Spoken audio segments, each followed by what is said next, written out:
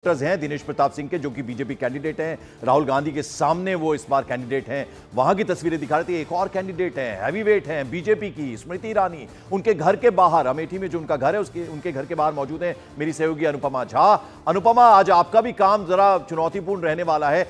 नजर इस बात पर भी है कि क्या कहेंगी स्मृति ईरानी, क्या राह उनकी बहुत आसान हो गई अब, क्योंकि अब कोई हैवीवेट नहीं है। केएल शर्मा हालांकि पुराने वो भी काफी वक्त निकाल चुके हैं अमेठी और रायबरेली में। क्या कहेंगी, उस पर नजर रहेगी। आप उनके घर के बाहर मौजूद हैं, कहां इस वक्त स्मृति ईरानी?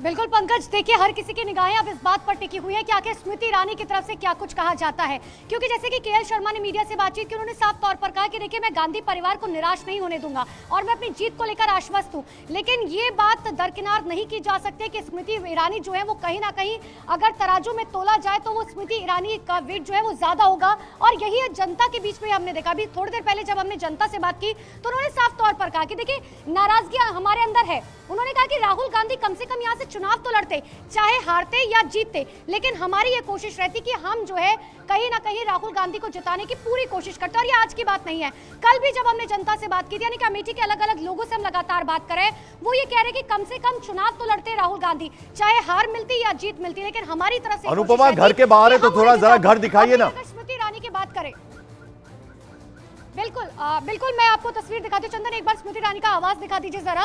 पंकज लगातार कह रहे हैं कि देखिए कि अभी स्मृति ईरानी जो है वो घर के अंदर मौजूद है।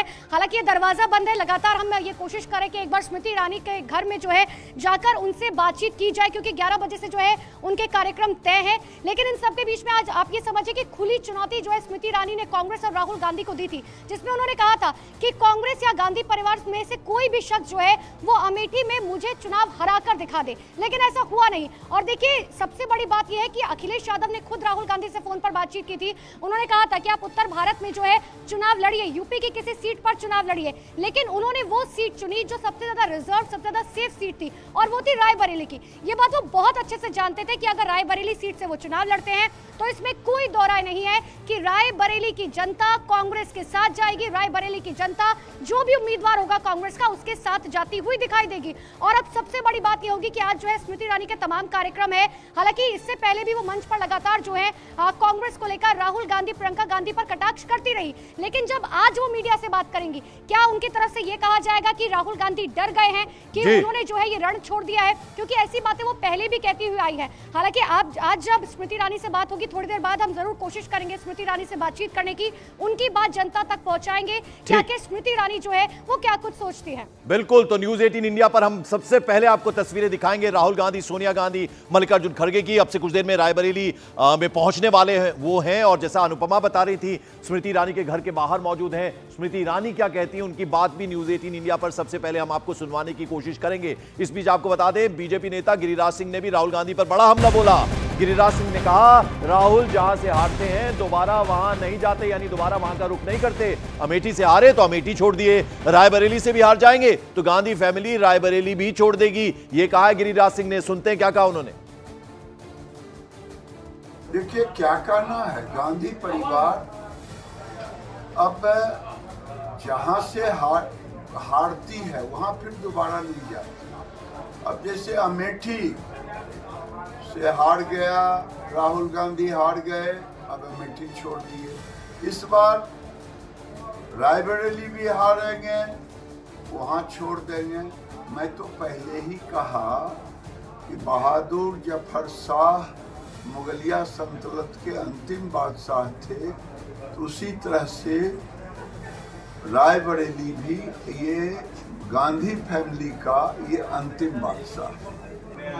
और आइए सीधे रुक करते मेरे वरिष्ठ सहयोगी अरुण सिंह का। अरुण, देखिए आप जो तस्वीरें दिखाएंगे बहुत इंपॉर्टेंट है। कुछ ही देर में राहुल गांधी, सोनिया गांधी, मल्लिकार्जुन खड़गे पहुंचेंगे, आप वहीं पर मौजूद हैं। लेकिन गिरिराज सिंह, देखिए राजनीति में बयान बहुत महत्व रखते हैं। गिरिराज सिंह ने कहा है कि उन्होंने अमेठी हारे, अमेठी छोड़ दी, अब रायबरेली भी हार जाएंगे तो गांधी परिवार यहां से भी चला जाएगा।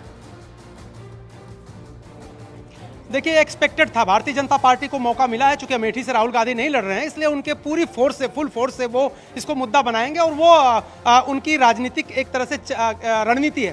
कांग्रेस पार्टी ये कह रही है कि हम बीजेपी को देख के अपनी रणनीति नहीं बनाते। रायबरेली सोनिया गांधी की सीट थी, वहां से उनके राजनीतिक उत्तराधिकारी या विरासत की सीट है, वहां से राहुल गांधी को उन्होंने सौंपा है। जब वो राज्यसभा जा रही थी तब भी उन्होंने एक खत लिखा था, एक अपील की थी रायबरेली वालों से कि हमारा नाता टूटेगा नहीं, हमारा जो आत्मिक लगाव वो बरकरार रहेगा। और शायद उनके मन में तब बैक ऑफ माइंड कहीं रहा होगा कि राहुल गांधी को रायबरेली से वो लड़वाना चाहती हैं। प्रियंका गांधी क्यों नहीं लड़ रही? अविनाश पांडे जी ने कहा यहाँ पर अभी थोड़ी देर पहले कि पूरे देश में उनके प्रचार की भारी मांग है, इसलिए वो जा रही है। हालांकि ये तो एक पार्टी का एक बयान हो गया, लेकिन प्रियंका गांधी संसदीय राजनीति में कब आएंगी ये राहुल गांधी, सोनिया गांधी तय करेंगे। गांधी परिवार के फैसले यही 3 लोग मिलकर तय करते हैं, बाकी लोगों को बताया जाता है। एक बार तस्वीरें में पंकज आपको दिखाते तो देखिए यहाँ पर फुर्सतगंज हवाई पट्टी जो है, यहाँ पर कांग्रेस के कार्यकर्ता जुटना शुरू हो गए, नेता आ गए। और इसके बाद जो उधर तस्वीरें मैं आपको दिखाऊं, रनवे की तरफ अगर मैं आपको तस्वीरें दिखाऊं, देखिए सामने रनवे है और राहुल गांधी का विमान 10:30 बजे के पहले, कहा जा रहा है 10:20 से 10:30 बजे के बीच में वो कभी भी यहाँ लैंड कर सकता है। तो जैसे ही वो आएंगे, पहली तस्वीर जिस तरह से हम लोगों ने पहले खबर बताई, सबसे पहले रायबरेली से लड़ेंगे राहुल गांधी, उसी तरह से पहली तस्वीर भी राहुल गांधी की दर्शकों को हम दिखाएंगे। बिल्कुल, और एक पोस्टर हम अपने दर्शकों को दिखा रहे हैं। इस पोस्टर में आप देखिए श्री राहुल गांधी जी का नामांकन कार्यक्रम रायबरेली उत्तर प्रदेश में दोपहर 12 बजे ये पोस्टर लग चुका है, यानी टाइम तय है, 12 बजे अपना नॉमिनेशन फाइल करेंगे। और वो जो सेट्स तैयार किए जाते हैं नामांकन फाइल करने की, जो फॉर्मेलिटीज होती हैं, वो पूरी कांग्रेस की तरफ से कर ली गई हैं, यानी तैयारियां पूरी थी, तय था रायबरेली से चुनाव लड़ेंगे। हालांकि खबर बहुत देर में कांग्रेस ने ये जाहिर किया कि अब रायबरेली से चुनाव लड़ेंगे अमेठी की जगह राहुल गांधी। लगातार हमें पल पल की जानकारी दे रहे हैं, पोस्टर भी हम आपको दिखा रहे हैं जिसमें टाइम लिखा गया है, रायबरेली उत्तर प्रदेश में दोपहर 12 बजे नॉमिनेशन फाइल करेंगे राहुल गांधी। अरुण सिंह लगातार हमारे साथ बने हुए। अरुण, मैं आपके पास लौटूं, जरा अमित हमारे पास है। अमित, आपके पास कुछ अपडेट इस वक्त, कोई ताजा खबर? जी हाँ, बिल्कुल। देखिए, थोड़ी देर में दिनेश प्रताप सिंह यहाँ पर पहुंचेंगे नॉमिनेशन करने के लिए, और राहुल गांधी से महज 1 घंटा पहले, राहुल गांधी का जो समय है 12:15 बजे से 12:45 के बीच वो नॉमिनेशन करेंगे। लेकिन उससे पहले 11 से 11:30 के बीच में, 11:30 बजे के आसपास दिनेश प्रताप सिंह जो कि बीजेपी के उम्मीदवार होंगे वो अपना नॉमिनेशन कर लेंगे। यानी दोनों उम्मीदवारों के बीच जो डिफरेंस होने वाला है नॉमिनेशन का टाइमिंग का, वो आधे घंटे का होने वाला है। हमारे साथ हमारे यहाँ कई लोग मौजूद है, सीधे भी इनसे बातचीत करते हैं। इस बार बड़ी चुनौती होगी दिनेश प्रताप सिंह के सामने। सोनिया गांधी तो नहीं है, लेकिन राहुल गांधी है। नहीं, कोई भी हो, बीजेपी यहाँ से जीत रही और जीतेगी, पब्लिक सब जान गई है, और सपा को भी जान गई है, कांग्रेस को भी। ये कुछ नहीं किया और गुमराह करते हैं। और भी लोग हैं हमारे साथ, क्या कहेंगे आप लोग, क्या कहेंगे? कितनी बड़ी चुनौती है राहुल गांधी दिनेश प्रताप सिंह के सामने? आपके पुश्तैनी का घमंड टूट जाएगा। राहुल गांधी जीतने के बाद उनका पता बता रहे कि रायबरेली जनता कहाँ मिलेगी। बिल्कुल यही बात है, बिल्कुल आपकी घमंड टूट जाएगा आपकी। थोड़ी देर में आप लोगों का रोड शो भी यहाँ पे शुरू हो जाएगा दिनेश प्रताप सिंह का नॉमिनेशन का। जी हाँ, जी बिल्कुल। अभी हम लोग यहाँ से कलेक्ट्री कचहरी जाएंगे, वहाँ पे नामांकन करेंगे। जी जी जी। रायबरेली में संसद बनने के बाद रायबरेली में रहना चाहेंगे कि वायनाड में? लेकिन बड़े लीडर हैं, उनको तो पूरा देश में नहीं, जाना है। ऐसा नहीं है। जैसे रायबरेली की जनता विश्वास तब करेगी जब वो मतलब मजबूती से कहें, वो भाग जाते हैं, वो जैसे वहाँ से वायनाड चले गए।